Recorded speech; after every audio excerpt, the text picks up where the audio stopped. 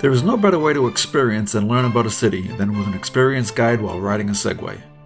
Our Segway tours of Brussels, Bruges, and Budapest were among the best we have ever done, and we have done many. This video is a recap of those rides. We met our guide Eric at his shop behind the Hotel Amigo. We arranged for our tour months in advance by email, and Eric came in special for our 2-hour Segway tour as they are normally closed on Mondays. Our first stop was the Mannequin Peas, one of the best-known symbols of Brussels and Belgium. On our way to the Palace of Justice, located on Gallows Hill, we passed the Café Lef, the Minerva Monument, Pierre Marcoloni's chocolate shop, and a really cool piece of glass art.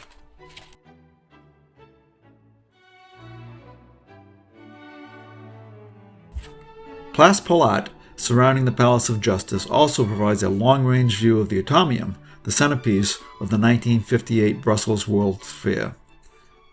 The Vue Grand Rue Ferris Wheel, the Anglo-Belgian War Memorial of 1919, and the Infantry Memorial. The Palace of Justice, encompassing nearly 6.5 acres, was the largest building in the world when it was constructed in 1883. It remains an imposing structure and the country's most important court building. From here it was off to the square of Petit Sablon, its beautiful gardens, statues, and sculptures, and the Church of Our Blessed Lady of Sablon.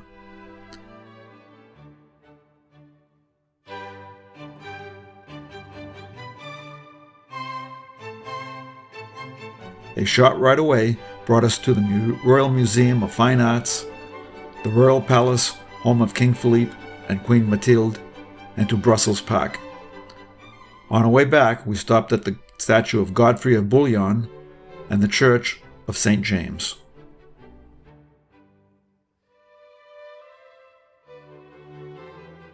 Continuing, we passed the Musical Instrument Museum before stopping at the Whirling Ear Sculpture and the Mont des Arts Garden, which provides a transition between the city's royal quarter and the Grand Palace in the city's historical center.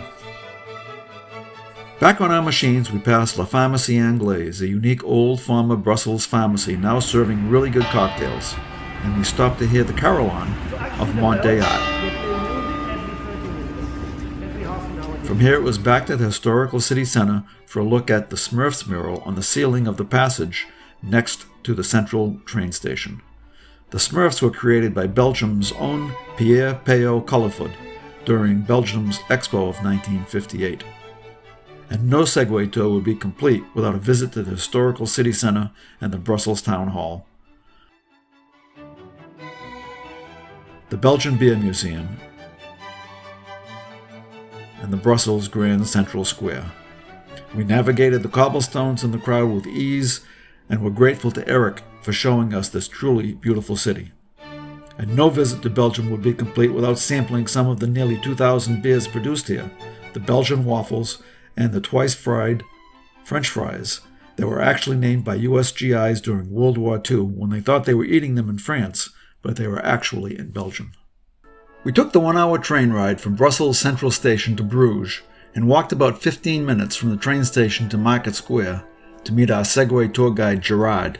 The beauty of the city was apparent immediately and deserving of the UNESCO World Heritage Site designation. We passed Old St. John's Hospital, canals with boats and flowers, chocolate shops, the statue of Simon Stevin, and even a Parisian lingerie shop before making our way to the very busy Market Square.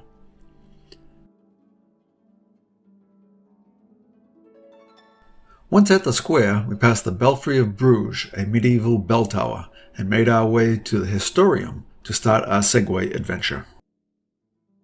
Our first Segway stop on our 2-hour tour was the statue of Jan van Eyck, a 15th century founder of Flemish painting. The next stop was St. Walburga Church, built by the Jesuits between 1619 and 1641. We rode along the narrow cobblestone streets to see amazing street art murals and architecture featuring swans before heading to a green space and walking trail along a canal featuring windmills.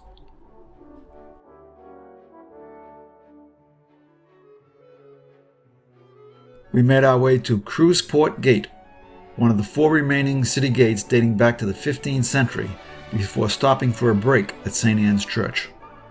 This simple Gothic church, built in the 17th century, seems modest from the outside, but surprises with the opulence of its rich Baroque interior, the result of donations from very wealthy local patrons. Back on our machines, we passed more unique architecture with bears and passed along the original medieval walls along with the ever-present canals.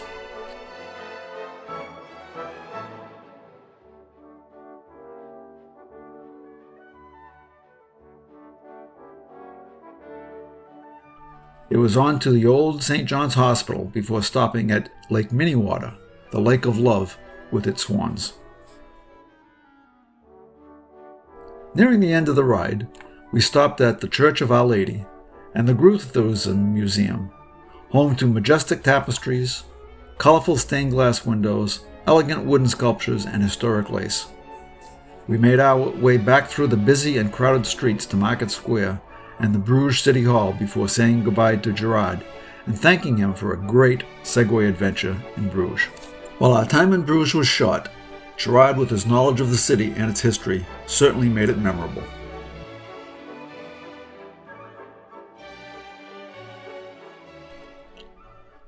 Budapest was our last, but certainly not the least, of our Segway adventures in Europe.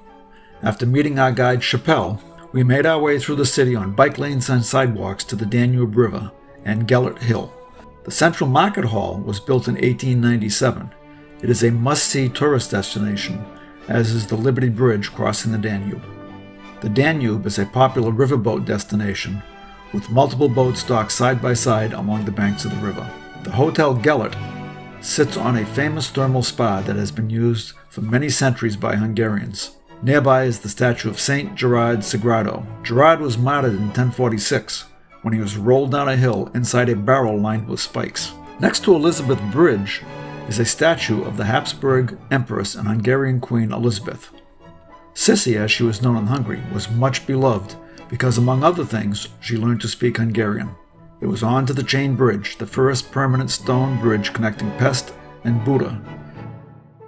The Castle Hill Funicular is located near the Chain Bridge on the Buda side of the Danube.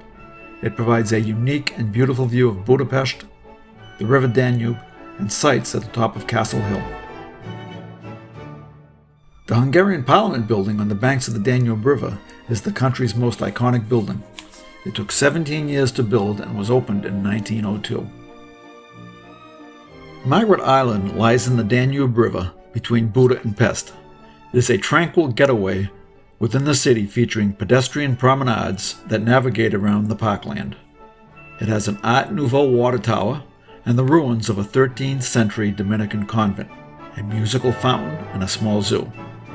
Other attractions include jogging tracks, thermal spas, and swimming pools. Not to mention the various pedal car and golf cart rental options to get around. Back on the Pest side of the river, we stopped for a beautiful view of Buda Castle and St. Matthias Church on Castle Hill before making our way to the front of the Hungarian Parliament.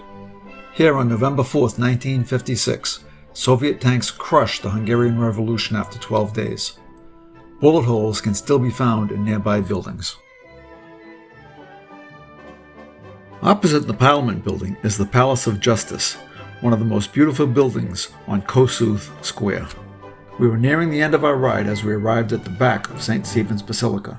From here, we were back in the bike lane of a very busy thoroughfare for a short ride back to the Segway shop. Our guides, Eric in Brussels, Gerard in Bruges, and Chappelle in Budapest, were extraordinary, as were our European Segway adventures. They all knew the history and culture of their cities and did a great job of communicating with us in English. By far, some of the best Segway tours we have taken. Thank you all for such great rides.